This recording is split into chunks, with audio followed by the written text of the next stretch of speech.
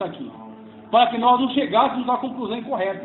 Tanto que ele fez questão de inspirar Moisés a escrever da seguinte maneira: Paulo, você vai dizer no princípio, tá?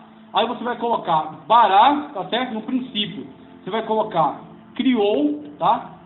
Elohim. Criou está no singular, Bará. Bará está no singular. Elohim está no plural. Bará está dizendo, é um que está criando. É um que está dando a palavra geradora. É um que está dando a palavra criadora. Só que Elohim, ele é plural. Ele está dizendo, aqui está Deus, mas existe um mistério aqui. Porque está Deus, mas existe mais de uma pessoa. Porque é um plural. É Elohim. É Deus, no sentido plural. Mas o singular está garantido pelo Bará. Criou. Criou. Uma pessoa criou. Só que criou deuses. Plural. E o que esse plural está... O que esse plural revela para nós? Esse plural revela aquilo que os judeus, durante muito tempo, não puderam compreender. Durante muito tempo, eles não puderam ter essa revelação plena aqui. Mas quando veio o advento de Cristo Jesus, ele trouxe para nós essa realidade. O Senhor Jesus Cristo nos revelou quem é Deus verdadeiramente. E o Senhor Jesus Cristo nos deixou muito claro que Deus é Pai, Filho e Espírito Santo. É um Deus, em essência, um Deus que criou. Mas o Deus que criou, ele é Pai, Filho e Espírito Santo. Ele é Trindade. Ele é triunidade. Ele é três pessoas, mas ele é um só Deus. Por isso que é Bará, criou, mas é Elohim, plural. Pessoas, Pai, Filho e Espírito Santo. É interessante, a palavra de Deus nos vai dar essa fundamentação aqui. Veja só, Trindade. O termo Trindade, conforme está aí no estudo, o termo Trindade não está escrito na Bíblia, mas ele define a natureza divina triuna. São três pessoas, mas são um em essência. É um só Deus. Um só Deus criou, mas criou Bará, né? Criou Elohim, Deus. Por quê? Está, na verdade, mais de uma pessoa aí. O termo Trindade não está escrito na Bíblia, mas ele define a natureza divina triuna, da mesma forma como os termos onipresença, onisciência e onipotência. Tá? Onipresença não, mas é onipotência. Também não estão na Bíblia, mas declara amplamente que esses são os atributos incomunicáveis e exclusivos de Deus. Por que eu coloquei isso aí? Porque tem muita gente que não quer entender a verdade e busca subterfúgios. Então, quando a gente fala da Trindade Divina, nós não estamos nos baseando em teólogos. Nós não estamos nos baseando em concílios. Nós estamos nos baseando na palavra de Deus. É a palavra de Deus que revela as pessoas da Trindade. E as pessoas da Trindade estão presentes ao longo de toda a Escritura. Ok? E aí o que acontece? Para nós definirmos esse estudo acerca das pessoas divinas, nós chamamos de Trindade. Aí alguém diz, mostra para mim na Bíblia a palavra Trindade. Você não vai encontrar. Porque é um termo técnico que define esse estudo. Trindade. Nós demos a esse estudo das pessoas divinas o nome Trindade. Aí você pode perguntar para a pessoa, Deus é onipotente ou não é onipotente? Geralmente a pessoa afirma, sim, Deus é onipotente, Deus pode todas as coisas.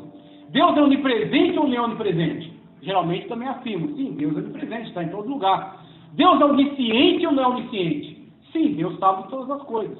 Aí você pergunta para ela, me mostra na Bíblia. Onde está a palavra onipotência, onisciência, onipresença? Não está. Mas Deus é onipotente, onipresente e onisciente. É assim que você tem que entender a questão da Trindade. O termo não está, mas o Deus triuno está. A revelação dele está. Tanto que você vê aqui no texto que está logo abaixo da palavra Trindade, ó. Portanto, vão e façam discípulos de todas as nações, batizando-os em nome do Pai, do Filho e do Espírito Santo. Foi o Senhor Jesus Cristo que deu essa ordenança. Ou seja, a ordem dele é, você tem que batizar no nome dos três, porque os três estão presentes, estavam presentes lá na criação, e estão presentes aqui na ressurreição, quando a pessoa morre para o mundo e nasce para uma vida espiritual. Os três estão presentes, Pai, Filho e Espírito Santo. E na bênção apostólica, logo embaixo, veja, a graça do Senhor Jesus Cristo, o amor de Deus e a comunhão do Espírito Santo seja com todos vocês. A graça de Cristo, o amor de Deus, porque Deus amou o mundo de tal maneira Que deu o seu Filho unigênito, para que todo aquele que nele crê não pereça, mas tenha vida eterna. Tá certo? E o Espírito Santo, a consolação do Espírito Santo, o Espírito Consolador, o Paráclitos. Então, as três pessoas da Trindade estão sempre presentes. E elas constituem um só Deus, em essência. Veja só, a doutrina da Trindade tem um gráfico aqui embaixo que ilustra bem isso aqui. Existe o Pai, o Filho e o Espírito Santo. O Pai não é o Filho não é o Espírito. Cada um é uma pessoa. Só que os três constituem um só Deus. Porque é só um em essência. Tá certo? Você vê, água, por exemplo. Isso aqui está estado líquido. Eu posso congelar ela. Ela vai mudar de estado. Vai ser sólido. Mas vai mudar de substância? Vai continuar sendo? Aí eu posso pegar a água congelada e jogar numa panela e ferver. O que é que vai acontecer com ela? Vira vapor. Mas muda de estado? Não. Ela vai continuar de substância? Não. Vai continuar sendo água. Mas ela pode ser líquida, pode ser sólida ou pode ser gasosa. Pai, Filho e Espírito Santo. E Deus imprimiu a sua marca em nós. Nós somos corpo, alma e espírito. Porque nós fomos criados por um Deus triuno. Ok? Então a natureza de Deus está presente em nós. Essa afirmação, já vou terminar, ela contraria o arianismo, que dizia que Cristo não é Deus. Ela contraria o gnosticismo, que dizia que Deus, na verdade, ele não era uma pessoa, ele era uma força. Ela contraria o marcionismo, que diz que Deus enviou o seu Filho para salvar o mundo de Jeová, dizendo que o Deus do Antigo Testamento não era um Deus verdadeiro, era um Deus falso, tá certo? Contraria essa doutrina. Ela contraria o montanismo. Montano dizia que ele era o Espírito Santo, tá certo? Ela contraria o neoplatonismo, que também não cria na personalidade de Deus. Ela contraria o maniqueísmo, que também ia por essa tendência, e o modalismo. O modalismo está muito presente na nossa época. O que é o modalismo? É como se uma pessoa brincasse de fazer três papéis. Então você tem Jesus. Aqui ele está como Jesus. Daqui a pouco ele troca de roupa, ele vira Pai. Daqui a pouco ele troca de roupa e vira Espírito. Isso é modalismo. Modalismo é uma doutrina satânica que hoje, infelizmente, é abraçada pelo grupo Volta à Verdade. E nós temos que tomar muito cuidado com tudo que provém desse grupo, Volta à Verdade. Ok? Então, muitas vezes, eles não colocam essas doutrinas nas músicas, mas eles professam essa doutrina. Então, em algum momento, eles vão manifestar esse pensamento. Eles dizem que não existe Espírito e não existe Pai. Tudo é Jesus. Jesus, uma hora é Pai, uma hora é Jesus, uma hora é Espírito. Se isso fosse verdade, como é que nós poderíamos entender o texto que está no final do estudo? Vai lá para o final. Aqui embaixo. Assim que Jesus foi batizado, no finalzinho, assim que Jesus foi batizado, saiu da água. Naquele momento, os céus se abriram e ele viu o Espírito de Deus descendo como pomba e vindo sobre ele.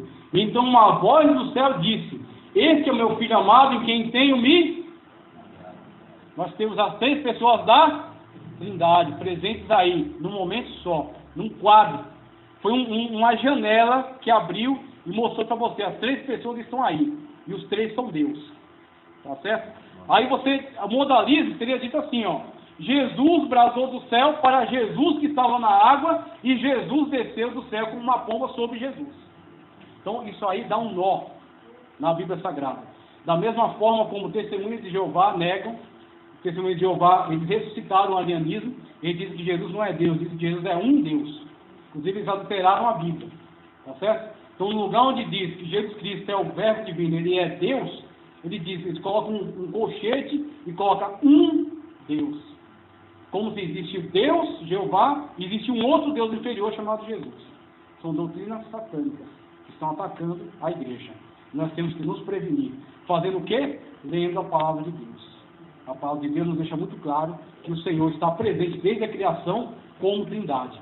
E aí tem fundamentação bíblica para você: o Pai é Deus, João 6:27, o Filho é Deus, João 1:1, ele é o Logos divino, e em Atos dos Apóstolos 5:3 e 4, Pedro declara: o Espírito Santo de Deus é Deus, é uma pessoa.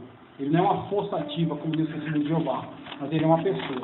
Encerro por aqui, tá certo? Vão ser muito elucidativos em relação aos temas que estão sendo tratados aqui nesse primeiro estudo. O estudo bíblico 1, nesse projeto aí para estudo integral das Sagradas Escrituras. Então, nós